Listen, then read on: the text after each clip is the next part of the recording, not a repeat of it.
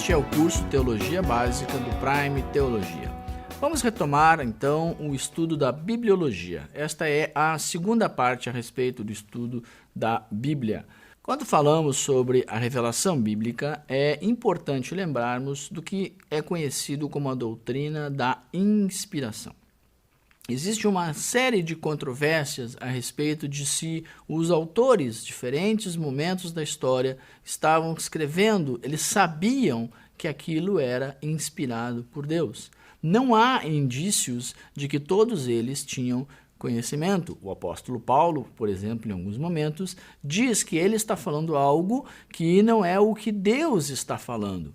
Mas todo o conteúdo das Escrituras são considerados inspirados.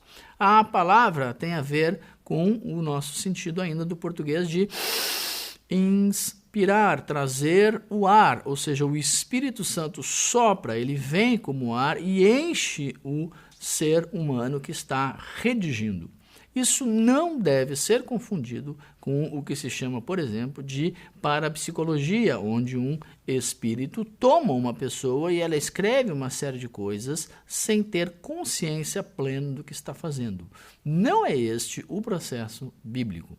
O que acontecia nos tempos bíblicos era que Deus utilizava um fato histórico, utilizava uma pessoa, utilizava uma situação para revelar parte do seu plano, sempre mantendo uma linearidade. O conteúdo, aquilo que estava sendo construído através do que ele escrito, tinha um efeito posterior na história do povo de Israel e também da igreja. Quando nós pensamos o que a Bíblia fala sobre inspiração, talvez o texto mais importante seja 2 Timóteo 3,16. Quando Paulo diz o seguinte, olha, nós estamos tendo um texto, nós estamos tendo palavras, nós estamos tendo livros, nós estamos tendo material escrito que tem uma função, que tem uma utilidade, ou seja, eles são úteis para que nós possamos conhecer,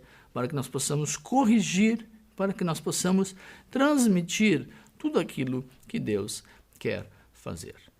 Outro aspecto importante é lembrar que Deus sempre utilizou elementos humanos. Nisso, a Bíblia se distingue de outros livros que clamam para si a possibilidade de serem santos ou de serem inspirados por Deus. O processo de compilação dos livros e dos ensinamentos bíblicos é completamente distinto, por exemplo, do Alcorão, ou, por exemplo, dos livros de Mormons ou Testemunhas de Jeová, que trazem questões históricas, questões arqueológicas que elas não combinam. Não há necessidade de questionar o tempo todo se a inspiração aconteceu ou não aconteceu. É um pressuposto básico de todo aquele que vai ler a Bíblia com fé, de que, de fato, Deus usou.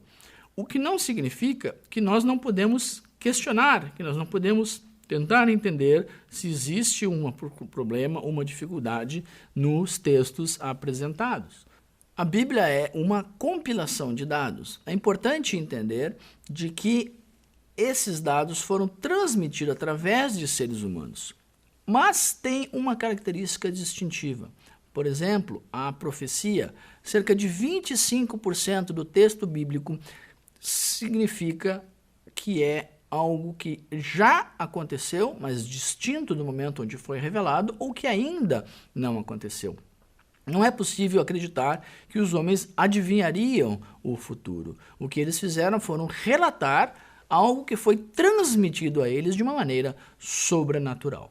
Por isso, nós não questionamos o cumprimento pleno das Escrituras.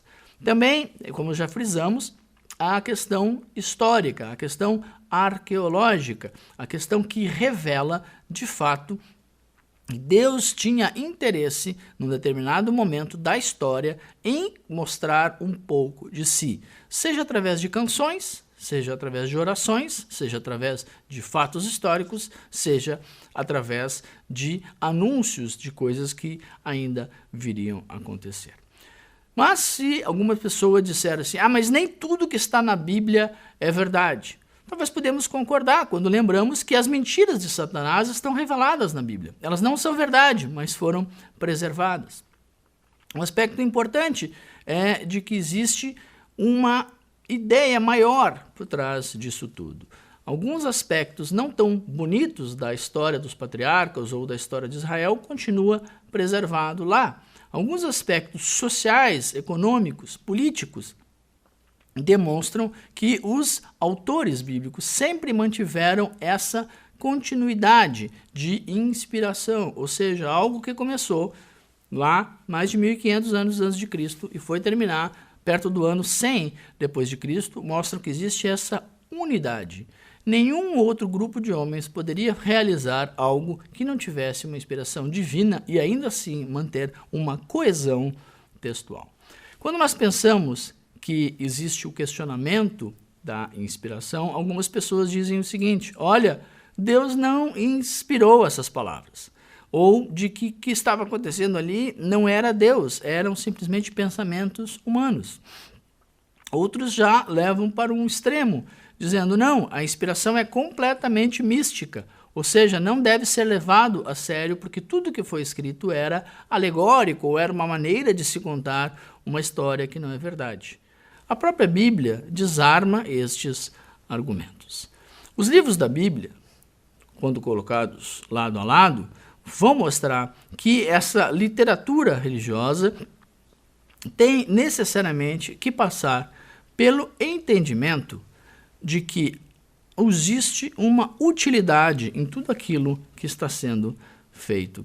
Ou seja, estabelece-se um texto e esse texto é chamado posteriormente de cânon, palavra que significa regra ou padrão. A Bíblia é a regra ou padrão para o nosso comportamento.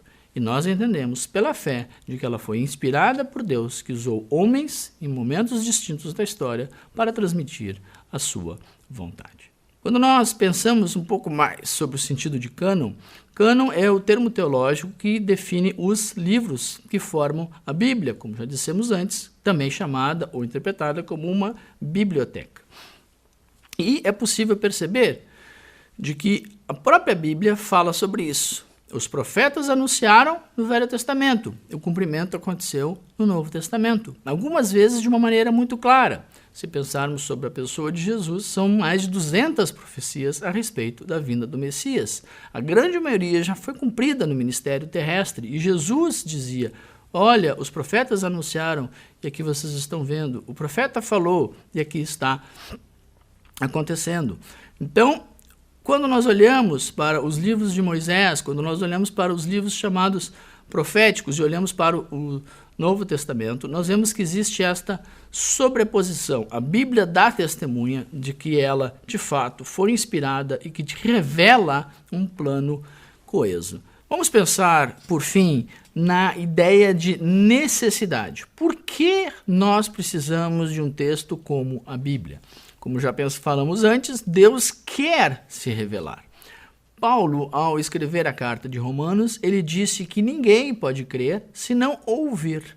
E para ouvir é necessário de que eles conheçam esse plano eterno, esse plano perfeito que foi revelado, cremos nós, de Gênesis até Apocalipse. Ou seja, o homem precisa conhecer a Deus. E como ele vai fazer isso se ele não tiver um referencial? Várias pessoas podem ter várias ideias diferentes a respeito de Deus, mas nós usamos a Bíblia como uma régua, como uma maneira de estabelecer aquilo que Deus realmente quer e aquilo que Deus realmente tem proposto para o ser humano. A Bíblia é a base, é a necessidade que temos para manter a nossa fé.